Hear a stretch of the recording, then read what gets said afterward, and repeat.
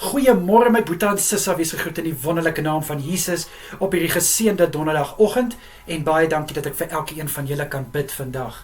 Kom ons sluit die oë. Here, baie dankie vir 'n vars nuwe donderdag in ons lewens.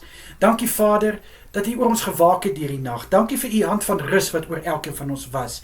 En liewe Here, so die resultate gelewer het dat ons kon opstaan verfris en versterk vanoggend. Dankie Here.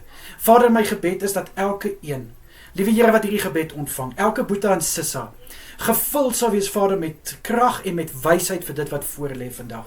Vader, ek bid om asseblief U hand van goedheid en guns oor elke een te hou, sodat hulle dit kan ervaar. Ek bid, liewe Here, vir vreugde, net soos Jesus Christus aan leerling kan gee, om hulle te vul en dat dit kan oorborrel uit hulle uit in Jesus Christus naam. Asseblief, liewe Vader.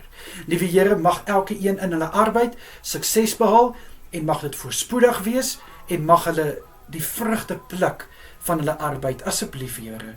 Vader, in dit wat ons doen en sê, mag ons U kan verheerlik. En ek bid, liewe Here, vir positiwiteit om die negatiewe te oorheers. In Jesus naam. Vader, my gebed is dat U ook asseblief elkeen sal beskerm deur hierdie dag. En ek bid dat U asseblief elkeen sal veilig hou. Asseblief Vader, in Jesus Christus naam is dit my gebed. Amen en amen.